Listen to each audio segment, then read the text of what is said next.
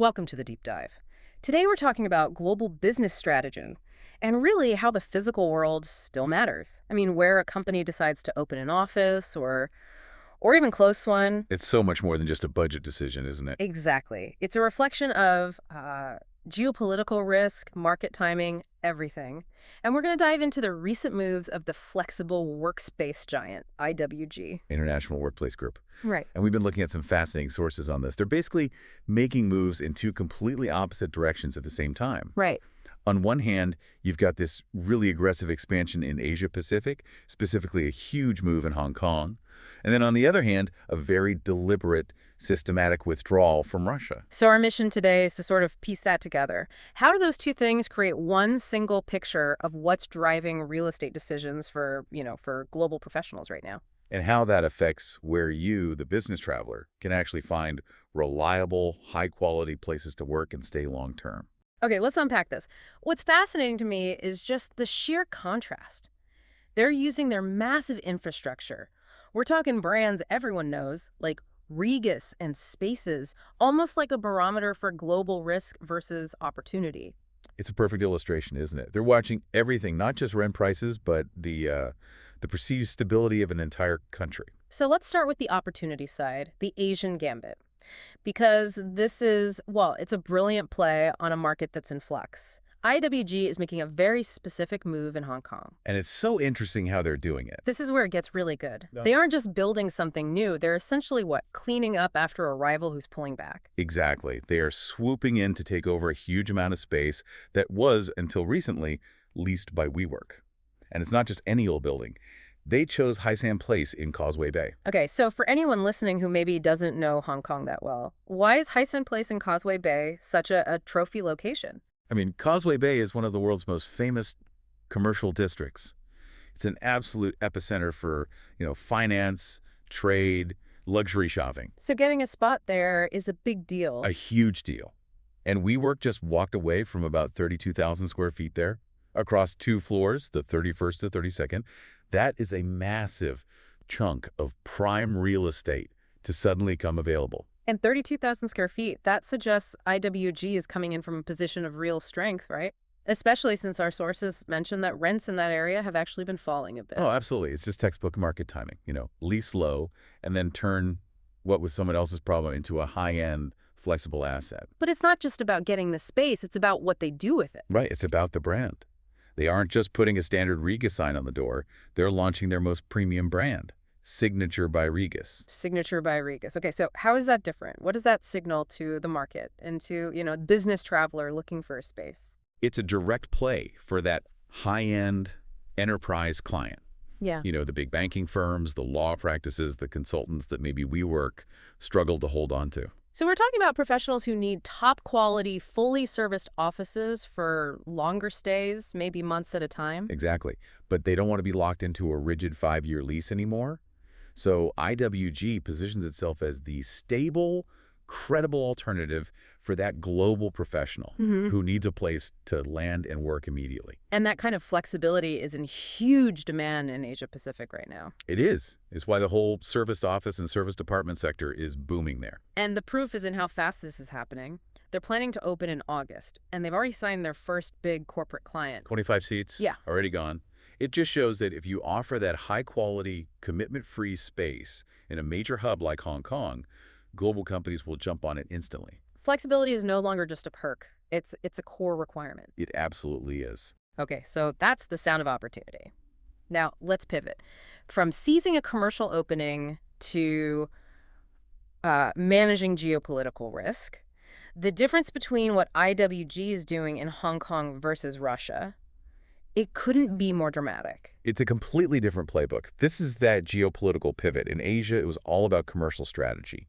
In Russia, the decision is being driven by these massive external ethical and political pressures. So they've confirmed they're closing all their spaces there. Yes, all 9 of their serviced office locations in Russia. And the CEO, Mark Dixon, he's been quoted saying it's the right thing to do. But is it purely an ethical move, or is there a financial reality underpinning it? Well, that's the critical question, isn't it? If it was purely a moral stand, a clean break, they might just write everything off and walk away tomorrow. But that's not what they're doing. No.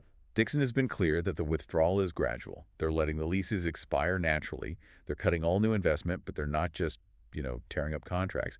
It's a firm exit, but a financially managed one. So they're avoiding massive financial penalties, but the message is still unambiguous. We are leaving this market. It's like an ethical decision managed with smart asset planning. Exactly.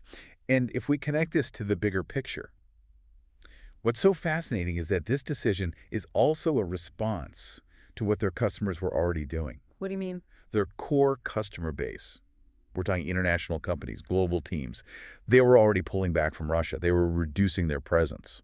So IWG is almost like the canary in the coal mine here. They're not leading the exodus, they're reacting to it because their clients are leaving first. Precisely. The demand from their key market segment, the international business community, was just evaporating. If you're in the business of providing workspaces for global teams, and those global teams are no longer there, Then your business model kind of collapses. it becomes inevitable. The risk in that market just starts to completely outweigh any potential reward. That makes perfect sense. Okay, so let's zoom out again. We've seen these two very different moves, expansion and contraction.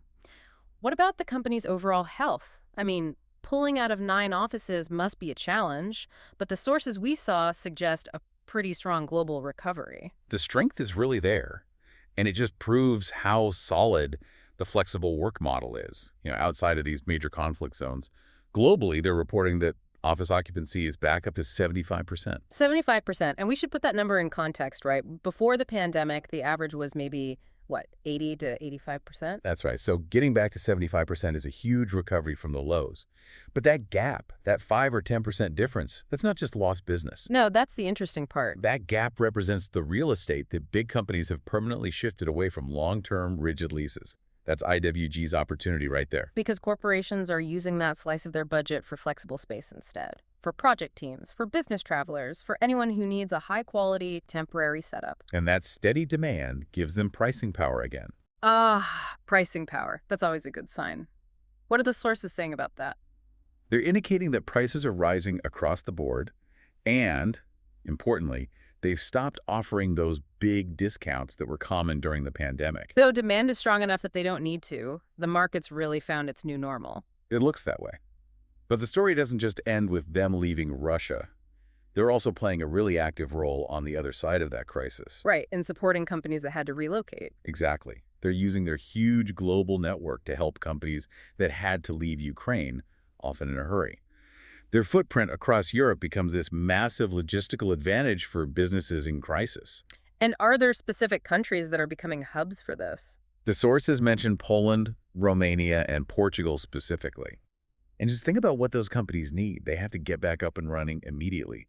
They can't spend 6 months negotiating a lease. They need a turnkey solution, a fully furnished, connected office space ready to go on day one. For an extended stay, yes. And that's what IWG provides. It offers that instant stability. Which really brings it home for, for you if you're a global professional. That 75% occupancy, the rising prices, this kind of rapid response, it all proves the hybrid model is here to stay. It's mission critical.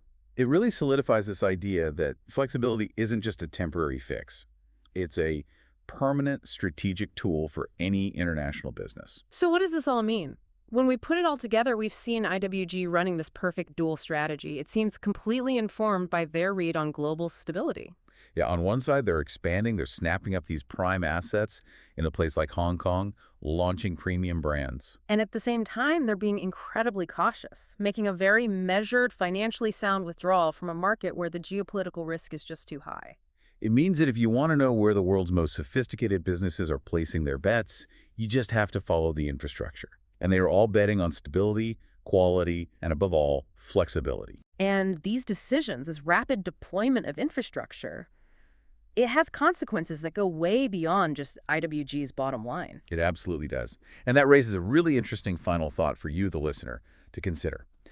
Given that IWG and others are helping companies set up these high-tech, high-quality operations almost overnight in places like Poland, Romania, and Portugal, how is that sudden shift in premium business infrastructure going to reshape the economic maps of places like Eastern Europe over the next, say, 5 to 10 years? When you can instantly stand up a world-class office, it completely changes where companies might decide to put down roots. You can see brand new economic hubs emerge almost out of nowhere. That is definitely something to think about. A huge thank you for joining us for this deep dive into IWG's global strategy.